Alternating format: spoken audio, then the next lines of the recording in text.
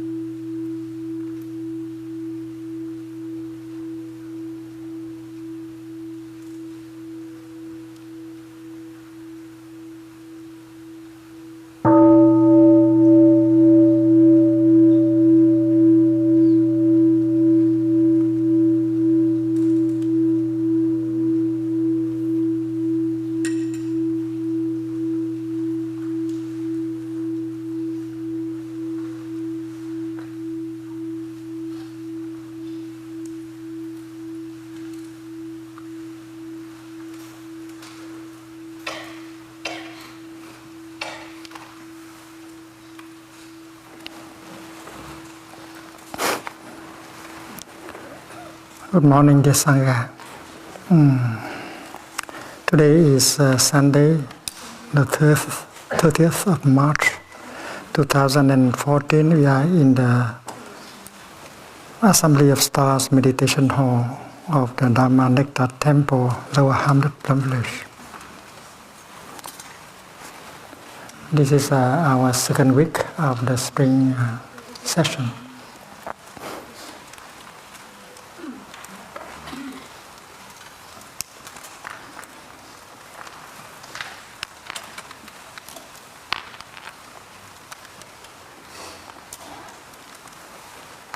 When you breathe in mindfully, you bring your mind home to your body. Your in-breath is like a vehicle, a car, bringing your mind home to your body. It takes only 2 or 3 seconds in order for you to bring your mind home to your body. In our daily life, very often our body is there, but our mind is elsewhere. Our mind is in the future, in our projects, in the past, caught in anger, fear, anxiety, and very seldom our mind is with our body. That is why when you bring attention to your in-breath and breathe in, you bring your mind home to your body. It takes only 2-3 seconds for the mind to go home to the body. And when mind and body are together, you are there. You are truly there. In the here and the now, and you can get in touch with the wonders of life that are available in the here and the now for your transformation and healing.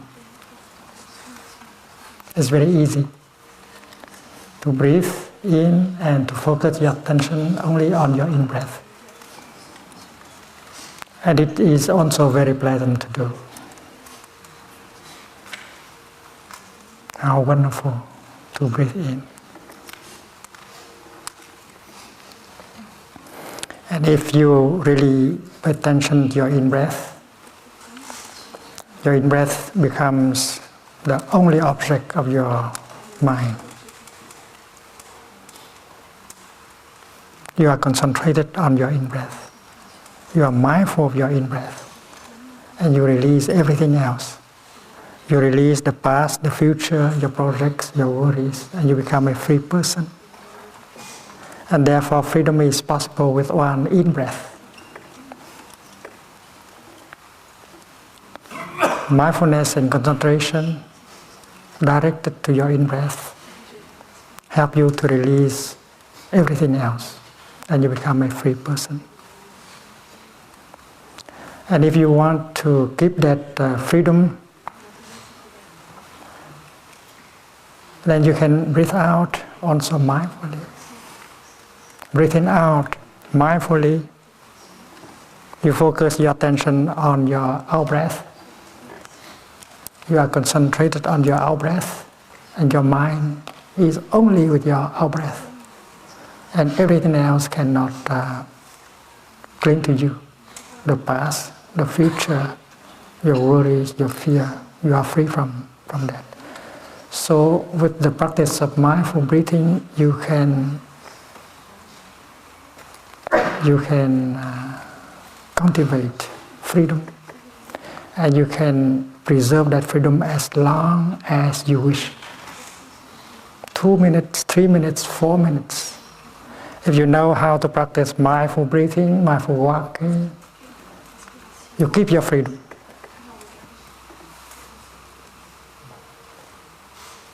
You are not pulled away by the past, by the future, by your worries, by your projects. You breathe as a free person, and you walk as a free person. And if you are to make a decision,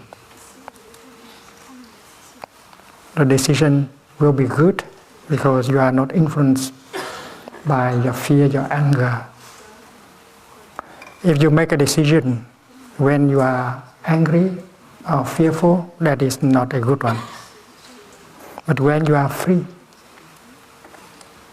from anger, from fear, from jealousy, from hate, from the past, from the future, and then you can make the best kind of decision. Next time when you are to make a decision,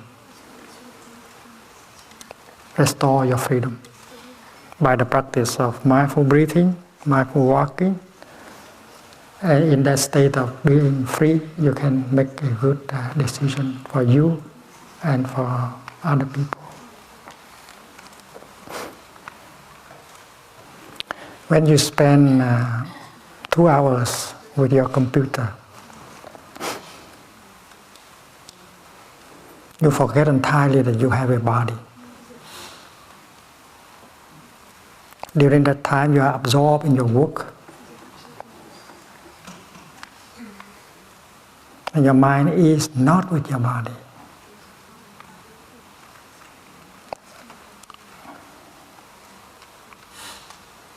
You are not alive, truly alive during that moment. You are lost in your work, your projects, your thinking, your planning.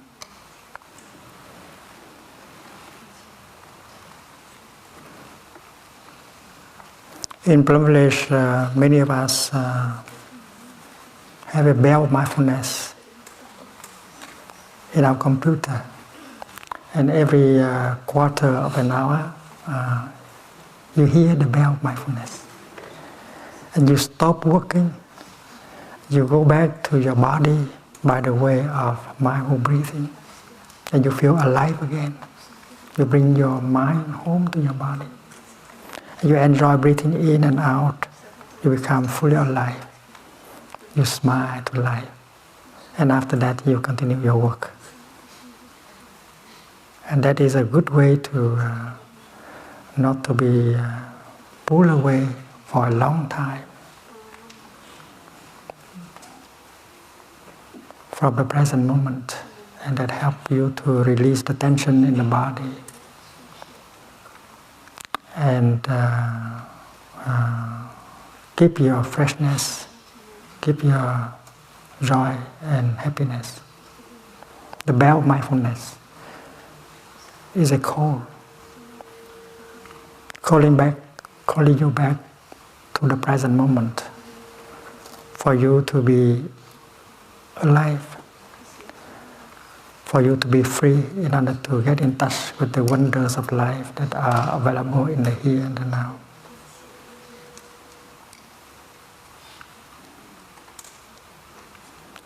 When I do mindful movements, it's not my intention to have a good health, but I just enjoy having a body, enjoy the movements.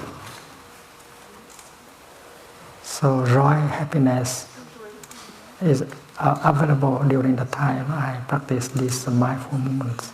You do it for your own enjoyment, not for your health or anything else. So from the parking lot, walking to your office, you might like to walk in such a way that every step can release the tension in your body. Every step can bring you home to the here and the now,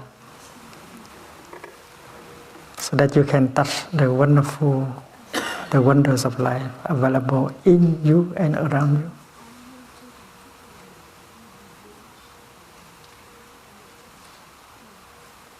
you. If one in-breath can bring you home to your body, to the here and the now, and then one step that you make can also bring you home to the here and the now. You arrive in the here and now with every step. Your destination is not the office, the workplace. Your destination is in the here and the now. And every breath, every step brings you home to the here and the now so that you can be alive. Because we know that the past is already gone and the future is not yet there. There is only one moment when you can be truly alive. That is the present moment.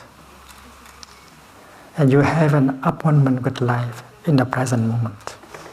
And if you miss the present moment, you miss your appointment with life, which is very serious.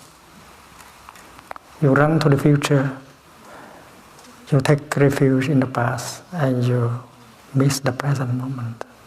That those of us who are caught in the past,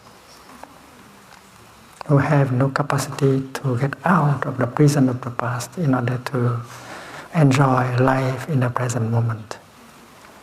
And there are those of us who are caught in the prison of the future. We only think of the future. We don't think that happiness is possible in the present moment. So the basic practice is to always go home to the here and the now. And the practice of mindful breathing, mindful walking can bring you home to the here and the now. Body and mind together so that you can touch the wonders of life that have the power to nourish you and to transform you, to heal you.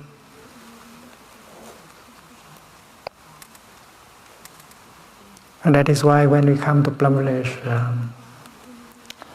we should learn, master the art of breathing and walking. These two practices can help us to be free from the past, from the future, and to live deeply every moment that is given to us today. So from the parking lot, walking to your office, you walk in such a way that each step makes you a free person. You enjoy every step. Every step brings you to the here and the now, so that you can get in touch with the blue sky, the beautiful trees, the songs of the birds. Every wonder of life is available in the here and the now. And walking like that, you release the tension in your body with every step. You don't need extra time to practice meditation, walking meditation, because from the parking lot to your office, you can walk like that as a free person. You stop all the thinking together. You just enjoy every step, and you just feel the presence of the wonders of life in yourself and around you. And every one of us can practice like that.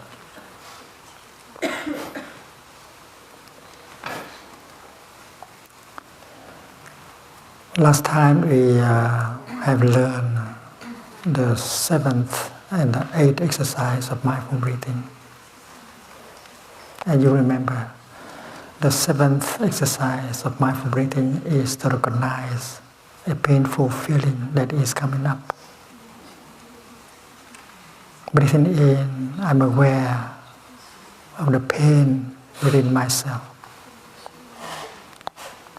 Breathing out, I smile to the pain within myself.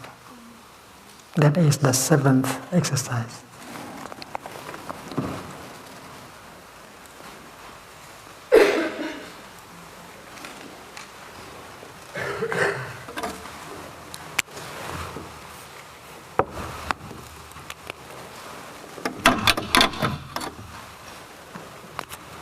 Aware. Hy vọng cái thứ ba này nó đỡ. Aware of pain. There is a painful feeling coming up. You know it. And as a practitioner, you know how to handle a painful feeling. And the 7th exercise is to recognize the feeling. You do not try to run away from it, like many people. You have to be there for your pain. And most of us are afraid to be overwhelmed by the pain inside. The painful feeling, the painful emotion. Not many of us know how to handle a painful feeling, a painful emotion, and most of us try to run away or cover them up with consumptions. We use music, newspapers, television, internet, in order to cover up the pain in us. We do not have the courage to face, to recognize the pain in us. So the practitioner does not do like that. He practices mindful breathing.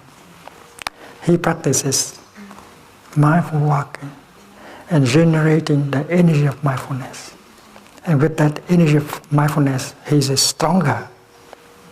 He can go home to himself and recognize the pain and embrace it, like a mother embracing her ailing baby. So the 7th exercise is breathing in, I'm aware of the painful feeling in me. Breathing out, I embrace the painful feeling in me. There is the energy of pain.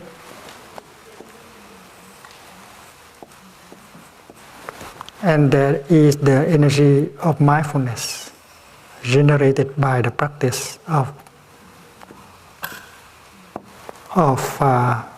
breathing or walking. So it is the second energy that is recognizing the first energy. That is the 7th exercise of mindful breathing proposed by the Buddha. Breathing in, I know that a pleasant, a painful feeling is in me.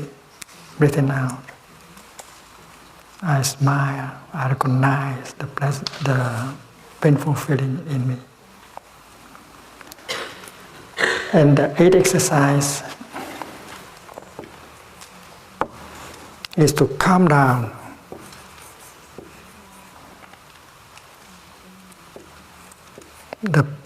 The painful feeling. The way a mother holding her ailing baby. So mindfulness is a kind of mother, or big brother, or big sister, holding the child of suffering.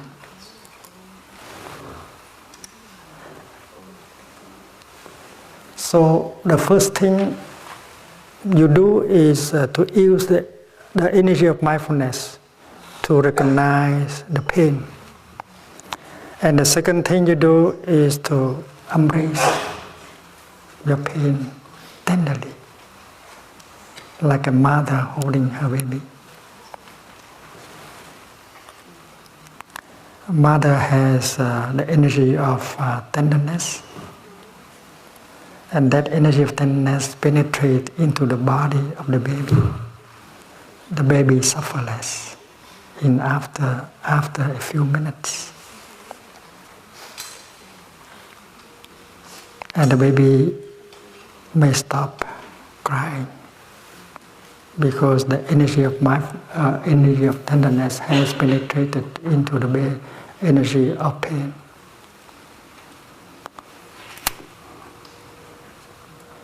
So, with the practitioner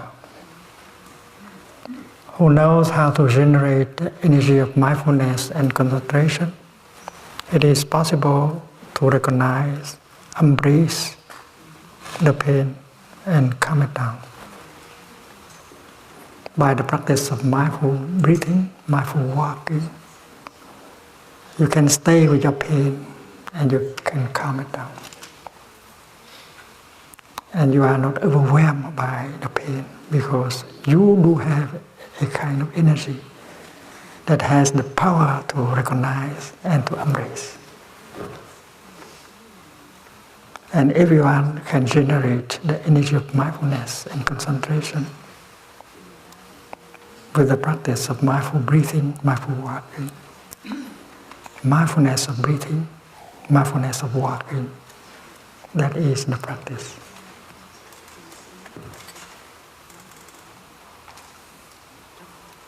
After having held the baby for a few minutes and helping the baby to suffer less, the mother can find out what is wrong with the baby. The baby may have a fever, or the baby may be hungry. And after having discovered that, the mother can change the situation very quickly. And after having used the energy of mindfulness and concentration to embrace your pain and calm it down, you get the insight as why there is that kind of pain in yourself. And you can find the roots of the pain in yourself. And with the other exercise that follow, you can very well transform the pain in you into something more positive. And we have the exercise number 9, 10, 11, 12. But you are curious to know what is the exercise number 6. And what is the exercise number 5? Exercise number 5 is to generate a feeling of joy.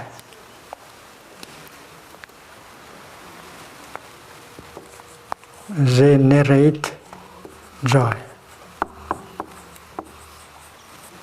And the 6th is to generate happiness.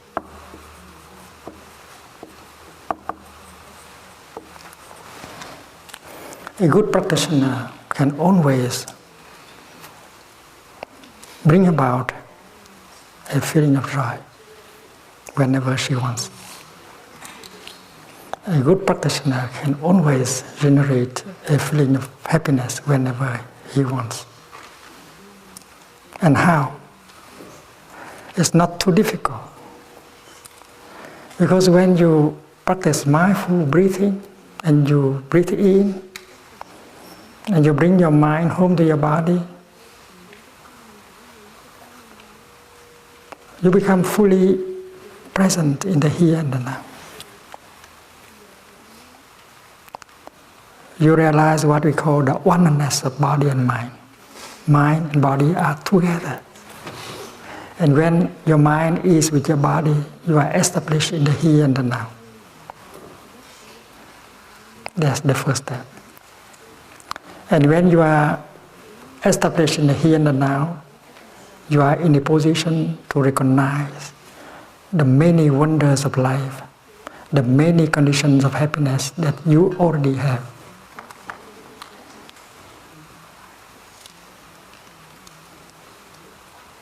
And most of us do not believe that happiness is possible in the here and the now. We need to run into the future in order to get some more. And that is why we sacrifice the present moment for the sake of the future. But going home to the here and the now, you will be able to recognize the many conditions of happiness that are already available to you, more than enough for you to be happy in the here and the now. More than enough. The French have a song about that. Qu'est-ce qu'on attend pour être heureux? Why do you have to wait in order to be happy? Because in the here and the now, there are so many conditions of happiness that are already available. Take a piece of paper, write down the conditions of happiness that you have. And you see that one page is not enough, 2 pages are not enough, 3 pages are not enough. You are very lucky than many people in the world. And if you are not happy in the here and the now, that's your fault. Because you are not there in order to recognize them. So to generate a feeling of joy is always possible when you touch the conditions of happiness that are already available to you. Your eyes still in good conditions is already a condition of happiness. You just open your eyes and you see the face of your beloved one. You see the blue sky, you see the trees, you see the hills, you see the river and the stars. So your eyes is one condition of happiness. And there are plenty of them in your body, conditions of happiness. There are plenty of them around you. And if you are in the here and the now, you can touch many of them. And to generate a feeling of joy or happiness is something very easy to do at any time. With condition that you have some mindfulness and concentration in you. And you know very well that to have that energy of mindfulness and concentration, you can practice mindful breathing, mindful walking. So that is the 5th exercise of mindful breathing, to generate a feeling of joy whenever you want. The 6th exercise is to generate a feeling of happiness whenever you want. And this is the art of happiness. Creating moments of joy, creating moments of happiness for you and for the other person. If you are not joyful, if you are not happy, you don't have much to offer to him or to her. So to practice generating joy and happiness for you, you have something to offer to him or to her. And the next 2 exercises, to become aware of the painful feeling and to calm it down, is the art of suffering, the art of handling suffering. And we have learned last time that if we know how to suffer, we suffer much less. We are not overwhelmed by the suffering because we know how to use the energy of mindfulness and concentration to recognize the pain, to embrace it, and to calm it down. It's clear that if you know how to suffer, you suffer much less. And you can go further.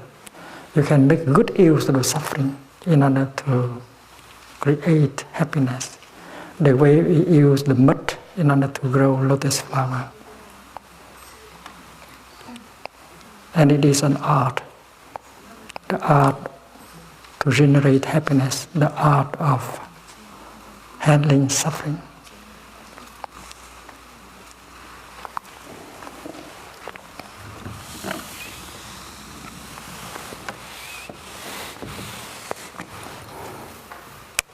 The fourth exercise and the third is about the body.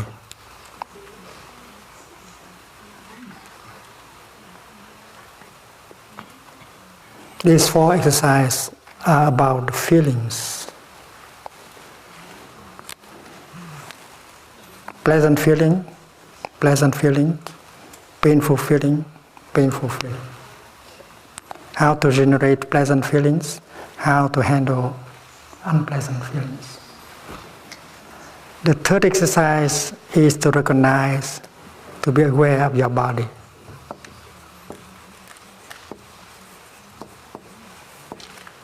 Breathing in, I'm aware of my body. Breathing in, I know I have a body. Awareness of body. You bring your mind home and you recognize the existence of your body. It's like you go home and you recognize the feeling of pain. But here, to recognize the presence of your body. And when you are home to your body, you might notice that there is tension, stress, and pain in your body. Because you might have allowed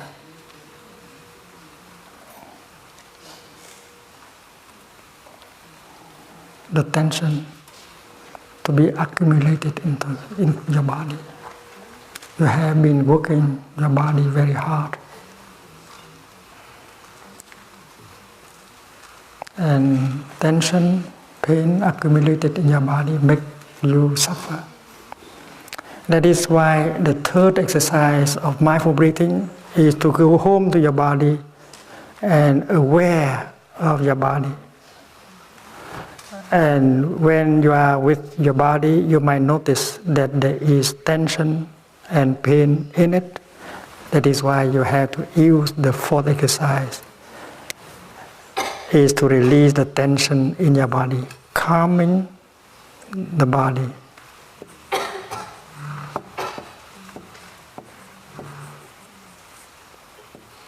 So the method is exactly the same. Here you are aware of the painful feeling and you calm down the painful feeling. On this side, you are aware of your body and then you practice mindful breathing to calm your body, to release the tension in your body. That is a practice of relaxation, releasing the tension in the body.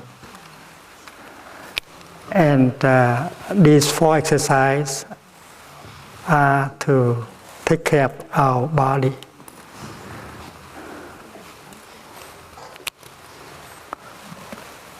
While the other exercises are to take care of our feelings. And the first one is recognizing, to be aware of your in-breath and out-breath. Breathing in, I am aware of my in-breath. Breathing out, I am aware of my out-breath. Recognizing your in-breath and your out-breath. That is the first exercise. Every beginner of meditation practices that. It's very easy, but it's very deep. Because if you really focus your attention on your in-breath and out-breath, you release everything else and you become a free person. Just paying attention to your in-breath and out-breath can bring great result. And the second exercise of mindful breathing is to follow your in-breath and your out-breath. Suppose this marker represents the length of your in-breath. It begins here, it ends here, maybe 3-4 seconds. And suppose this finger is your mind. I begin to breathe in. Breathing in, I follow my in-breath all the way through. Breathing out, I follow my out-breath all the way through. My finger sticks to the marker. My mind follows very closely my in-breath and out-breath. There is no interruption. And breathing like that make your mindfulness and concentration more solid, deeper. And if you are more mindful, if you are more concentrated, and the pleasure of breathing will be greater, because breathing in and out can be very pleasant. If you suffer when you breathe in, that's not good practice. And when you breathe in and you feel pleasant, wonderful, you enjoy your in-breath, you know that is good practice.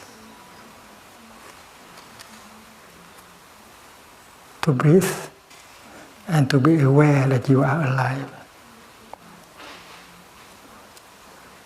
That can already bring you a lot of happiness. Because a person who is already dead does not breathe in anymore. As I breathe in, I know I am alive. And to be alive is a miracle. It is the greatest of all miracles. And that insight alone can bring happiness. Just sit there and breathe can make you happy already. So the very simple first exercise of mindful breathing can already generate mindfulness, concentration, and bring you a lot of happiness. Whether you are sitting on the grass, or whether you are sitting at the foot of a tree and breathing. With mindfulness and concentration, you can be a happy person just breathing in and out. Sitting on the bus, sitting on the train also, instead of thinking of this and that, you enjoy breathing in and out, and you enjoy the landscape.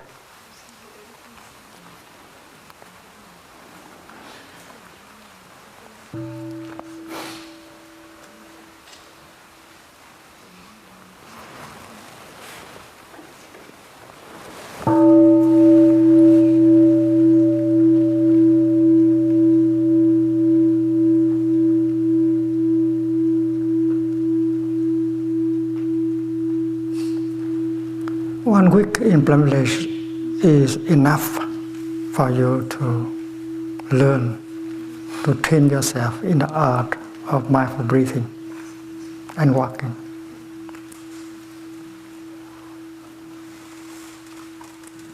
And you can experience joy, happiness, and you know how to handle the painful feeling, the painful emotion that is coming up in you. Last time we also spoke about listening. We listen to our own suffering.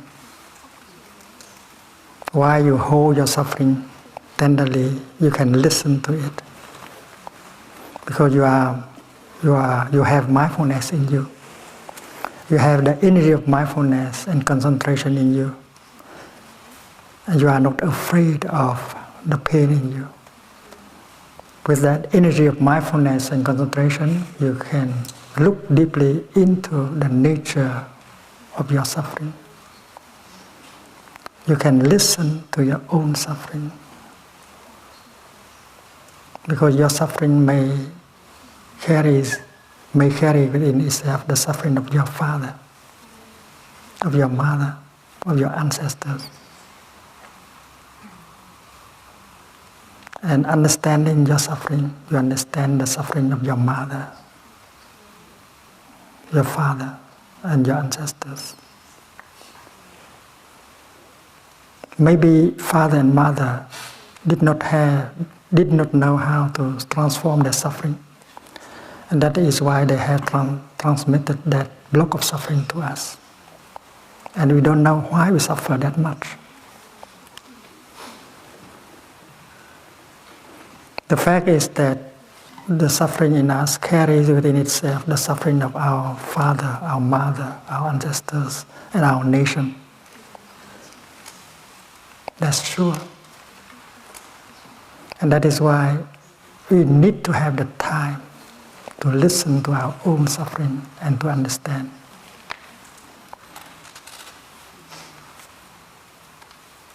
And in order to listen, you need mindfulness and concentration, so that you are not afraid of being overwhelmed by the suffering inside.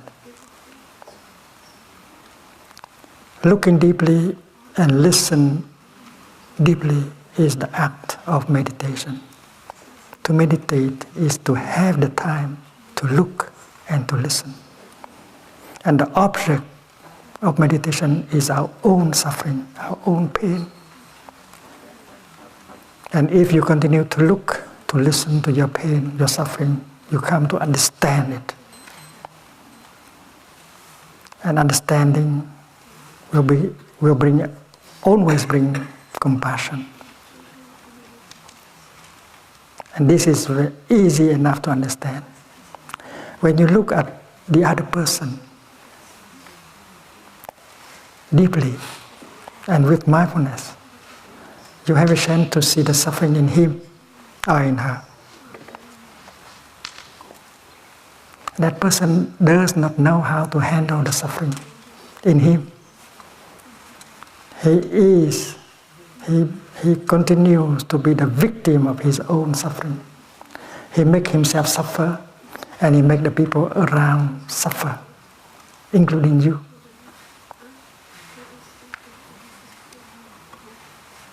So far, no one has told him. So far, no one has helped him to understand his suffering and to transform his suffering. That is why he continues to suffer and to make the people around suffer. When you suffer, you make people suffer, even the people you love.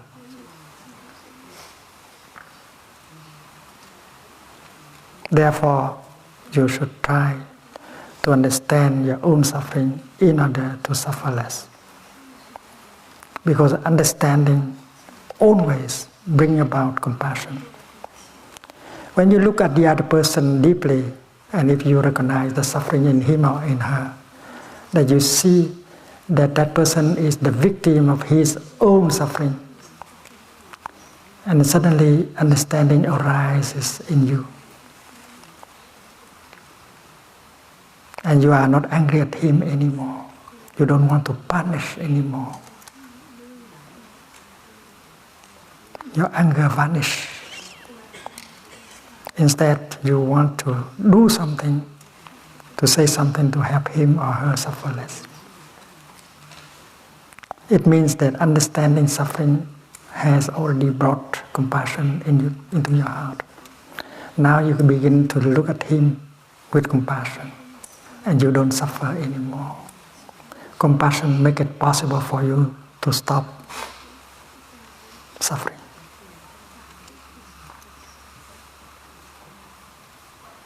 It's very clear that when you understand the suffering of someone, you don't want to punish him anymore. You want to help. So the formula is very, very clear. Understanding brings compassion. And when compassion is there, you don't suffer anymore. No anger, only the intention to help. So when you look deeply into your own suffering, you see the suffering of your father, your mother, your ancestors, and your nation. And that kind of understanding brings about compassion in your heart. And compassion begins to heal you. One thing we have to remember, compassion can heal heal us. And that is why all of us should learn how to generate the energy of compassion. Stanford University has a committee of scientists who studies the effect of compassion, the effect of healing by compassion. And we have spent one evening working with them about how to generate the energy of compassion in order to help heal ourselves and help heal the other people around us. Understanding here means understanding suffering, your own suffering first. Because when you have understood your own suffering, you suffer less. And when you understand, you have understood your suffering, it's much easier to understand the suffering of the other person. And this is possible with the practice of listening deeply with compassion and using loving speech. You listen to yourself with compassion and you heal yourself. And then you begin to listen to him or to her with compassion and you help heal him or her.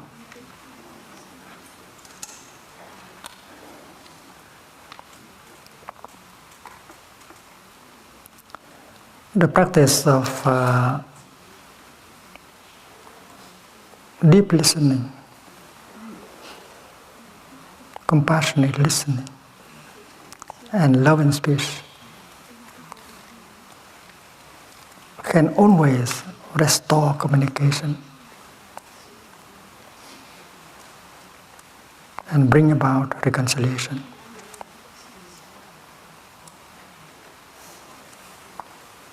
You have to understand yourself. You have to listen to yourself. You have to reconcile with yourself. Because there may be a conflict, deep conflict within. And once you have been able to reconcile with yourself, you can reconcile very easily with the other person and end the difficulties in your relationship.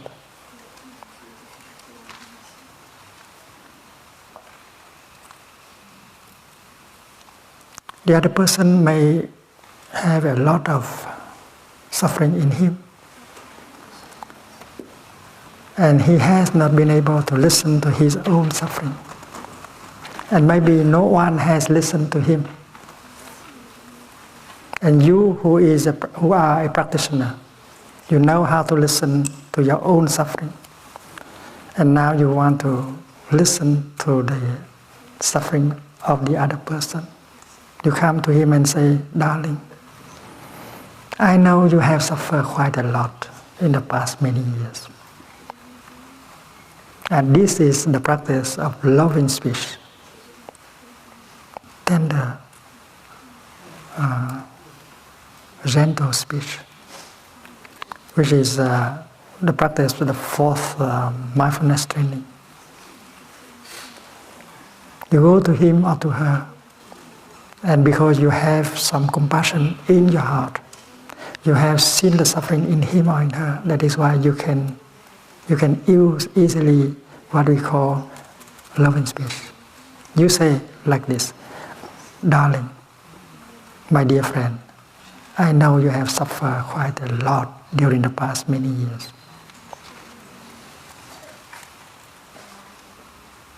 And I was not able to help you. In fact, I have reacted in such a way that makes the situation worse. I have made you suffer more. I'm sorry."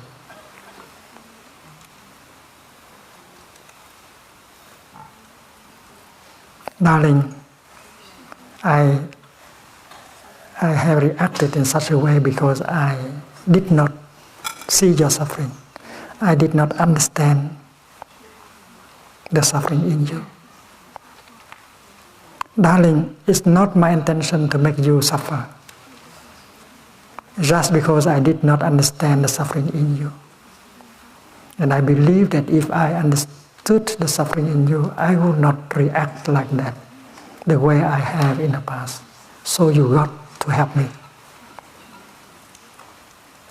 Please tell me what is in your heart. Please tell me of your difficulty, your suffering, your frustration. I want to hear. Because I know that if I understand the suffering, I will not react the way I have in the past. You got to help me. If you don't help me, who will help me? That is the kind of speech that we must use in order to open the heart of someone. If you have seen some of his suffering, and if you have some amount of compassion in yourself, you are capable of using that kind of speech that we call loving speech. Darling, I know you have suffered quite a lot. And I have reacted in such a way that make you suffer more. I'm sorry. It's not my intention to make you suffer like that. It's because I did not understand your suffering. So, darling, please help me. Tell me what is in your heart. Tell me of your suffering, your difficulties, so that I can understand. And if we know how to use that kind of speech, we can open the heart of someone. He or she will tell you. And now you have a chance to practice deep listening, compassionate listening. Because the practice of compassionate listening can heal a person. 1 hour of practice of listening can already heal the other person.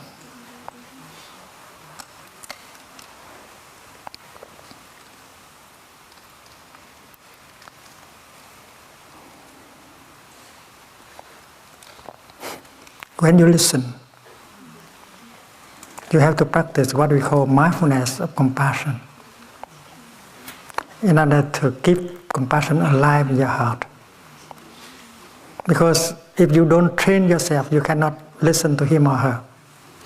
Because what the other person say may trigger anger in you, irritation in you, and when anger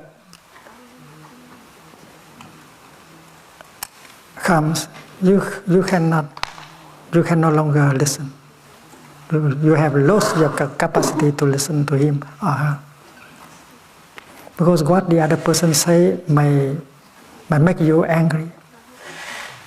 There may be some kind of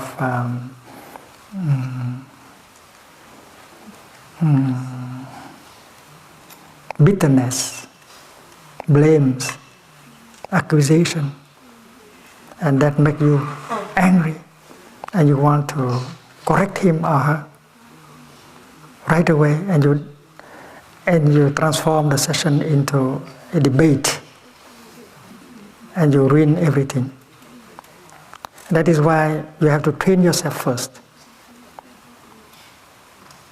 You train yourself in the art of listening to yourself. You train yourself in order to see the suffering in you, and then you train yourself to see the suffering in him or in her. And you tell yourself, I'm listening to him with only one purpose, to make him suffer less. The purpose is not to find the truth, to find out who is right or wrong. The purpose is to help a person to suffer less. I am going to listen in such a way that can make him suffer less. And therefore, even if he say wrong things, if what he say is full of wrong perceptions, even if there is a lot of bitterness, accusation, blames, I continue to listen.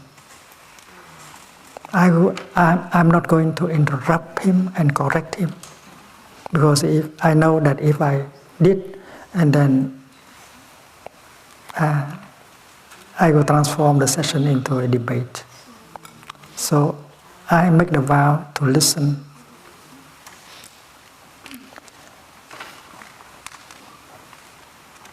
Later on, in 3 or 4 or 5 days, I may have a chance to give him some information so that he can correct his perception, but not now.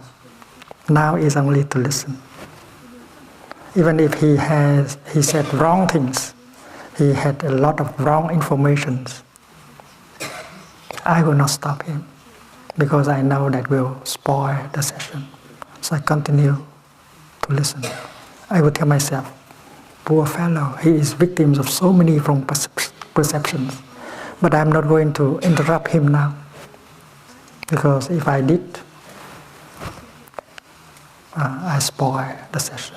So you continue to listen with compassion.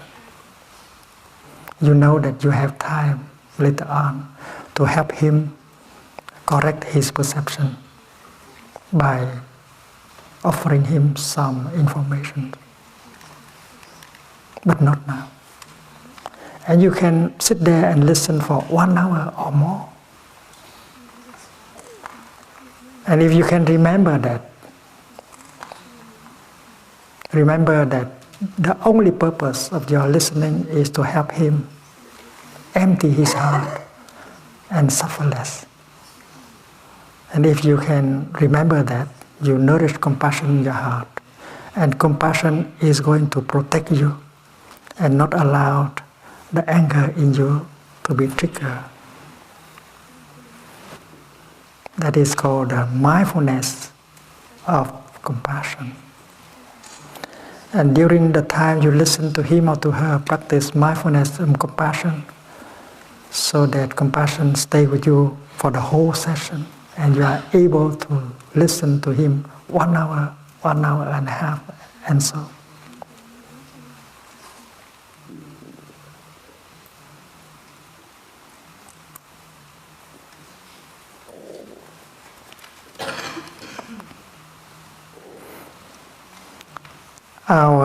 The retreat that we offer a little bit everywhere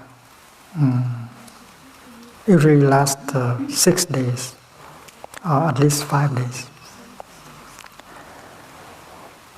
And during the first few days, we learn how to recognize our feelings, our emotions.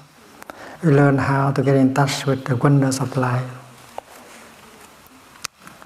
And then on the 3rd day, we begin to learn how to listen to our suffering, and to learn about listening to the suffering of the other person. And on the 5th day, we try to apply the practice of compassionate listening and loving speech in order to reconcile with the other person. If the other person is in the retreat, that is much easier, because that person has been exposed to the teaching and the practice.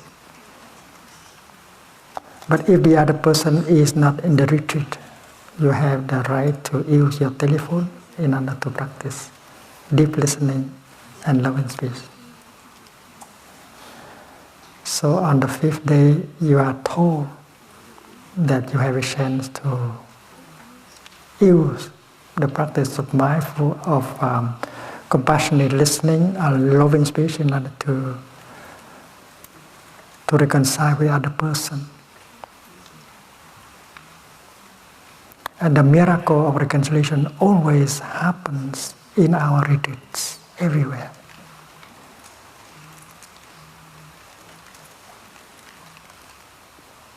And on the last day of the retreat, many people came and report about the fruit of their practice. Many had been able to reconcile with their husband, their wife, their son, and so on. I remember that retreat in Oldenburg, North Germany. That morning, 4 German gentlemen came to me and reported that the night before they had been able to reconcile with their father at home. They had used the telephone in order to practice.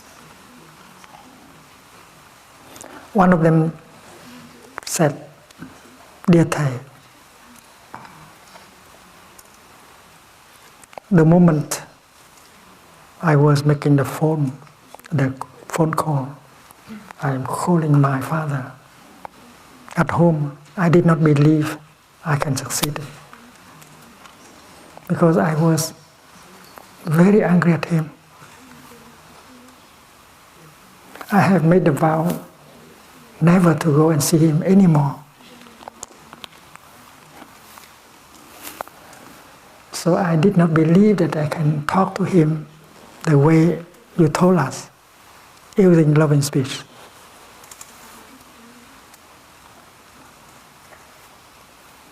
But when I hear his voice at the end of the line, suddenly I found myself capable of talking to him like that. Daddy, I know you have suffered a lot in the past many years.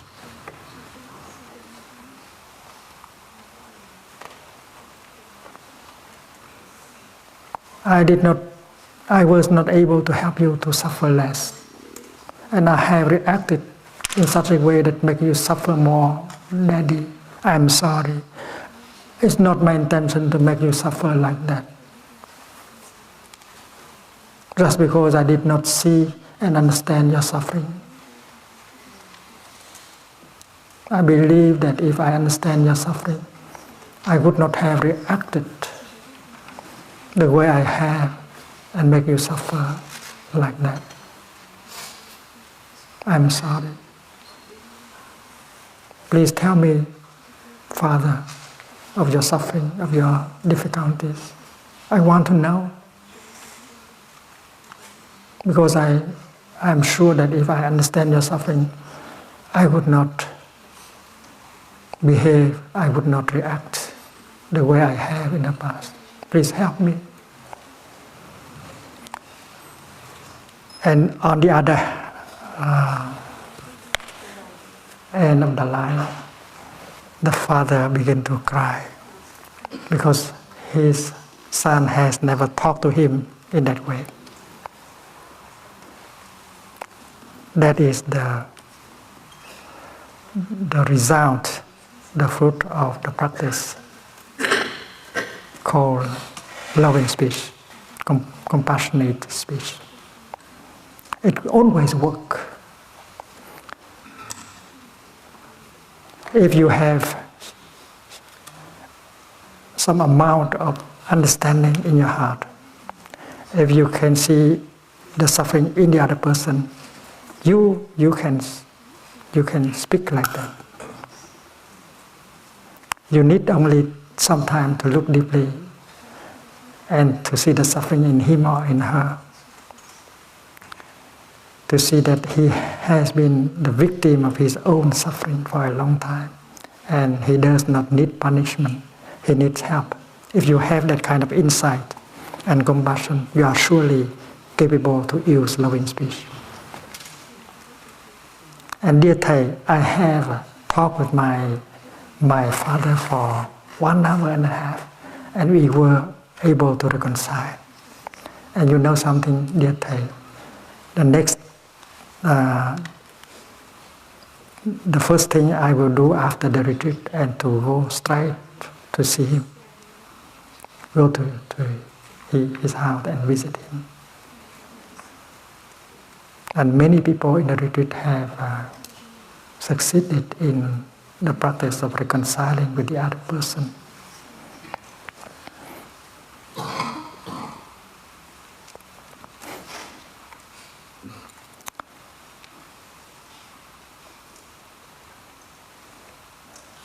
If you listen, you can listen to him or her.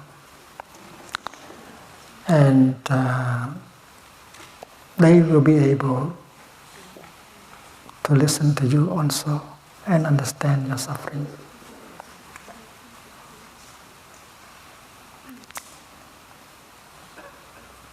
In Bangladesh, we have in the past sponsored groups of Israelis and Palestinians to come and practice with us. Here,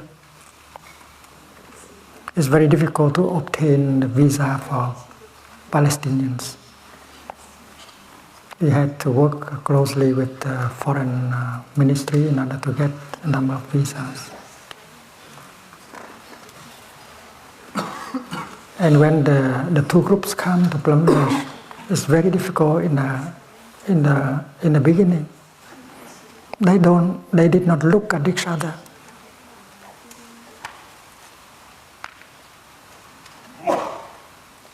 I guess that when they look at each other, they suffer.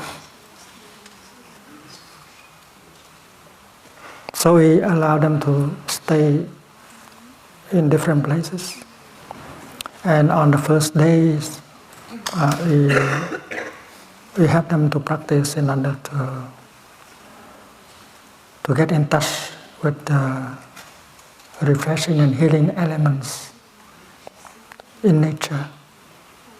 Walking meditation, sitting meditation, tea meditation, mindful eating, singing songs of the Dharma. And then we initiated them to the practice of listening to their own suffering. Listen to their own suffering. And only in the second week that we bring the two groups together for the practice of listening to each other. One group is invited to speak out. And they have been instructed that they can tell everything about the suffering. You can tell the other group every kind of suffering that you have undergone, children and adults. You can tell them everything, but please use a kind of speech that can help them to understand. Don't blame, don't accuse. Just tell them how you suffer, your children, your adult. Because if you use that kind of speech, you help them to understand. The purpose is to help them to understand your own suffering. Do not blame, do not accuse. Just tell them your suffering, the suffering you have undergone. And with the other group who will be practicing deep listening, we train them to sit, breathe, and listen with the practice of compassion, mindfulness of compassion. We listen to them with only one purpose, to help them suffer less, because we know that they also have a lot of suffering in them. So the purpose of this session is just to listen, so that they can speak out, empty their heart, and suffer less. So we are not going to interrupt them, even if they have wrong informations and so on. So both groups were practicing loving speech and compassionate listening.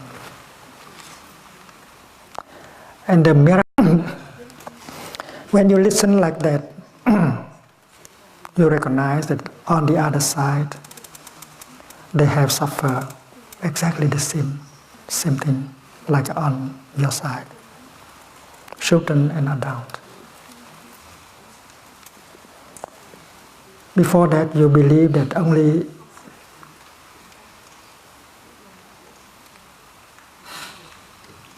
you suffer, the other side does not suffer. They are only the cause of your suffering.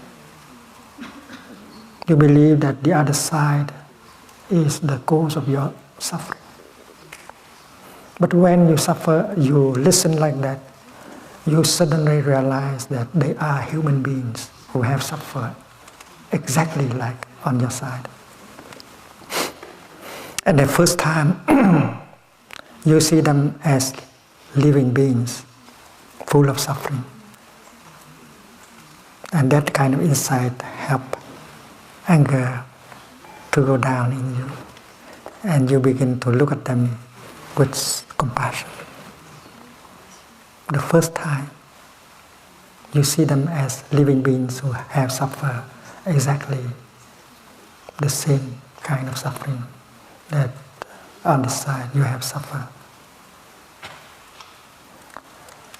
And when you look with the eyes of compassion, you don't suffer anymore. In the beginning, there was a lot of anger, a lot of suspicion, a lot of fear. But now, since you have been able to see them as human beings who have suffered a lot like you, suddenly you feel compassion is born in your heart. And for the first time, you can look at them with compassion. And when you look like that, you don't suffer anymore. You don't want to retaliate. You don't want to punish them anymore. And you want to say something, to do something to help them suffer less. Transformation begins to take place in you.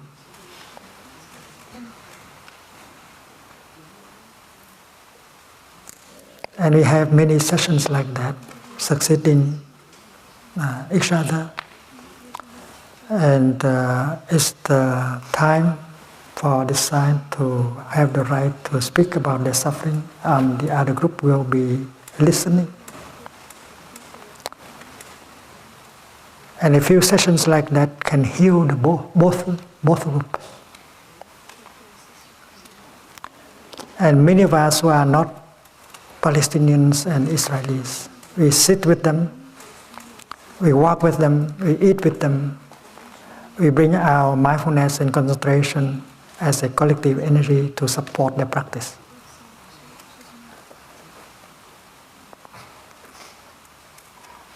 And now they begin to eat together, they begin to walk together, even holding hands to walk together. It's very beautiful.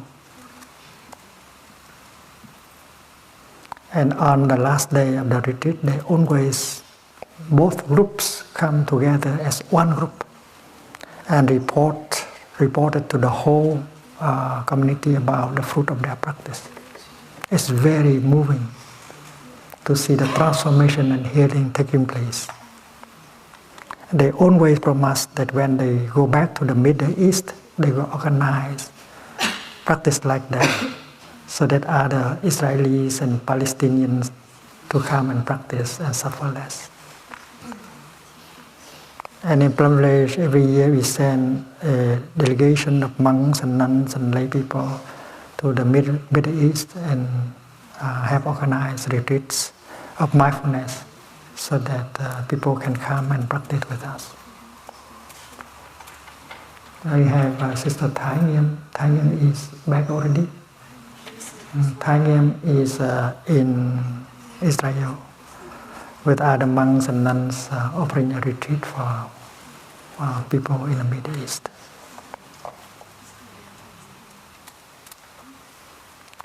So to restore communication and to reconcile is something possible with the practice of mindfulness and concentration. If you know how to practice compassionate listening and loving speech, you can restore communication. You can reconcile. I'd like to tell you this story of a lady in America. She's a Catholic. She wanted to commit suicide because she did not see a way out. The husband was a professor, university professor, they have children who are in college, who are in students in universities also, but they did not have happiness because there's a lot of anger in him, despair in her, and there is no communication. She described him as a kind of bomb, ready to explode at any time. And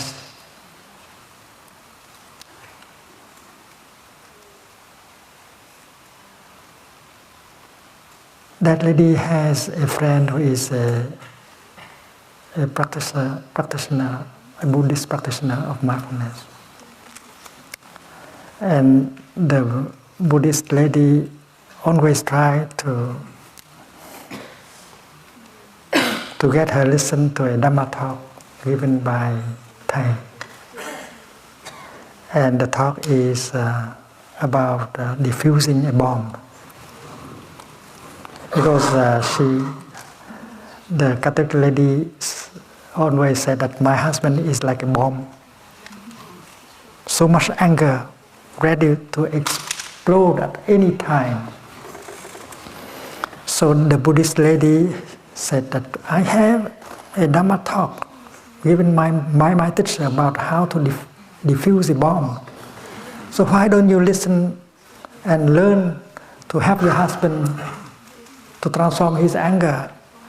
But that Catholic lady said, well, I am a Catholic, why do I have to listen to to a Dhamma talk? So she refused.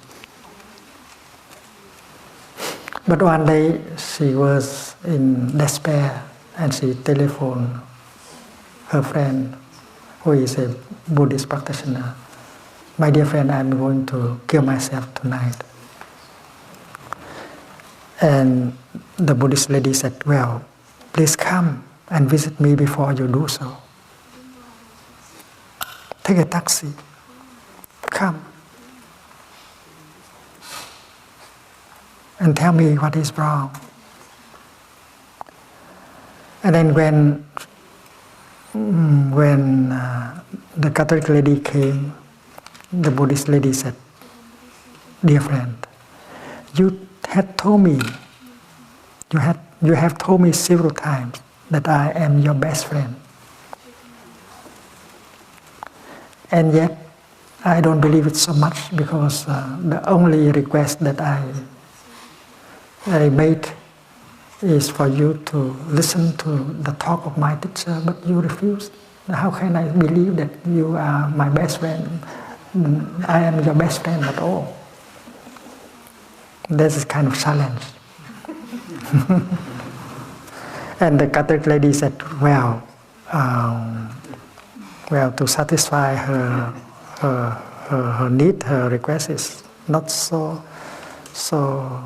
difficult. So I'm going to listen to that talk, and I will home and kill myself later on. So the Buddhist lady was so happy, so she gave the cassette tape, because at that time there was no CD, no compact disc. And she withdrew and allowed the Catholic lady to be alone and to listen to the talk. And you know that in the talk I spoke about compassionate listening, love and speech, in order to restore communication and to reconcile. And the Catholic lady sat down and listened to the whole talk, and something happened in her. And when she finished listening to the talk, she told her friend, I'm going home and help my husband to defuse the bomb in him. I'm going to listen to him with compassion so that he will suffer less. I see that he has a lot of suffering in him, and I have not helped him at all. I have reacted in such a way that make him suffer more. I'm going to practice deep listening, compassionate listening to help him to suffer less. The Buddhist lady said, well, you have to wait, my dear friend. You need some training before you can do it. It's not just by listening to a tape that you can go and practice right away. My teacher is coming from France to give several retreats of mindfulness. And one is right here in California. So why don't you wait for a few days and we will go to the retreat together. And I'm sure that after the retreat you will apply the teaching and you will be successful in helping your husband. And the Catholic lady agreed to wait for a few days until they came to a retreat. And after the retreat, she came home very peacefully, and she was determined to practice. That night, she came home and walked mindfully, and breathing in and out, and calm herself.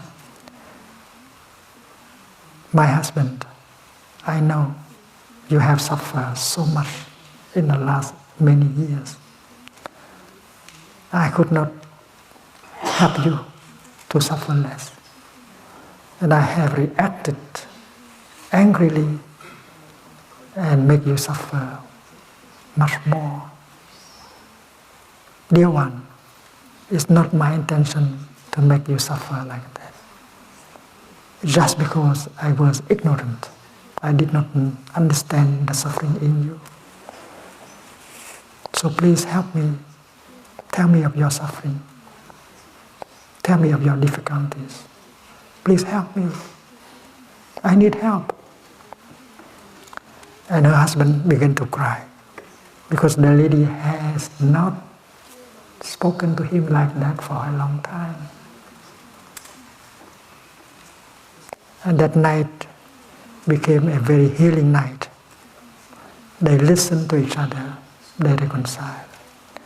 And she was able to convince him to go to the next retreat.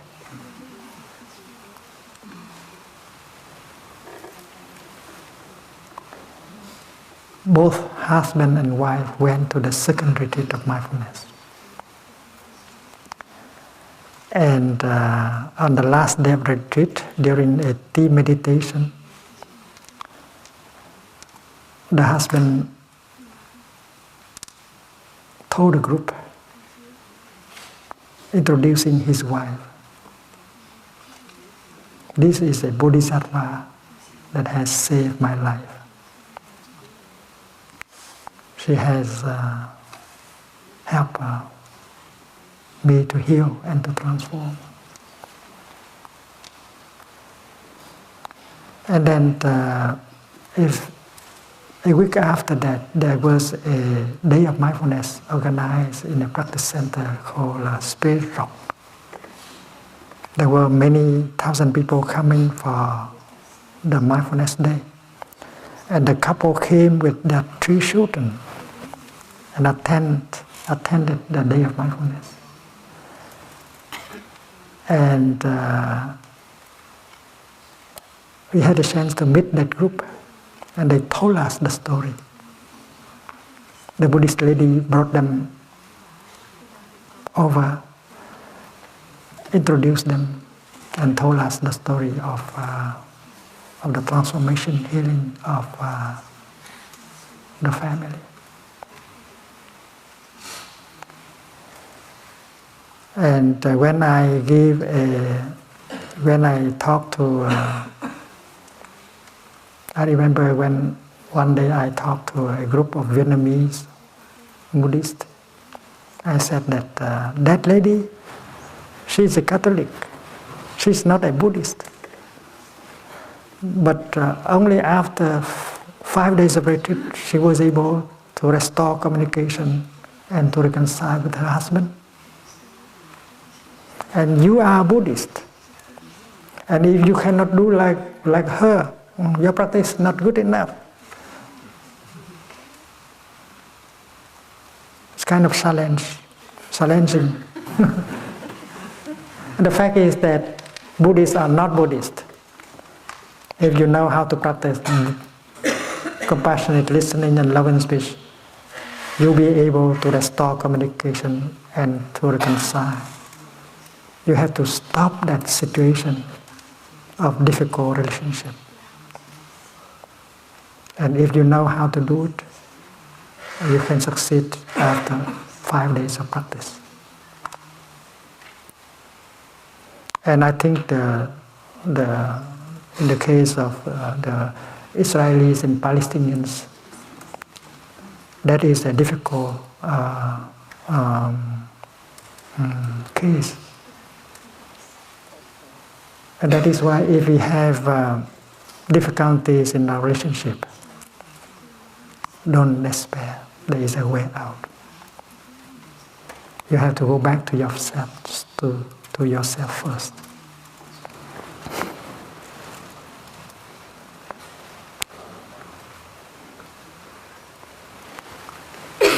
You are here, and the other person here. You have difficulties in your relationship. You have tried so many times without success. And you are about to give up. You are thinking of divorce. You are thinking of separation. You are thinking of suicide and so on. Because you have tried everything and did not succeed. But when you touch the Dharma, you see the way. The way is to begin with yourself. Listen to your own suffering. Go home to yourself. Don't try to help the other person. Try to help yourself first. Practice mindful breathing, mindful walking. Go home to yourself and listen to your suffering inside. Because understanding suffering will bring compassion. And compassion is going to heal you and make you suffer less. And then you can help the other person. So the first thing is you to go home to yourself.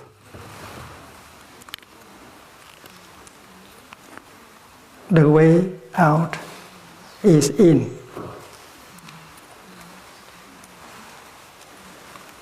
And after you have suffered less, after you have generated an amount of understanding and compassion, and then you are ready to go and help him or her. And that is the process.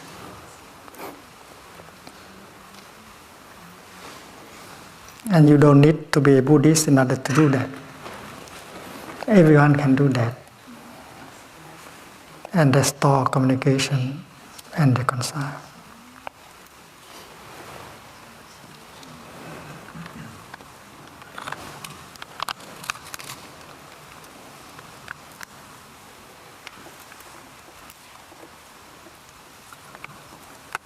I think that's good enough for today.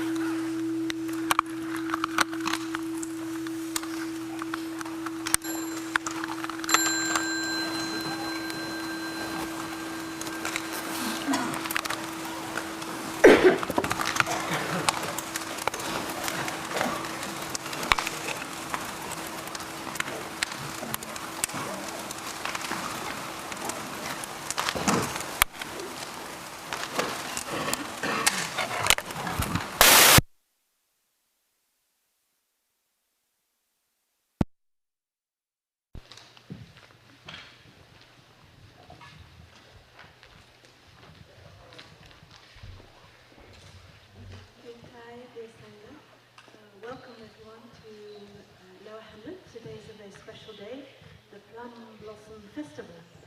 So after our teacher has left the hall, we will have some announcements to explain how the day will run. So please leave your headphones on so that you have translation. Thank you very much.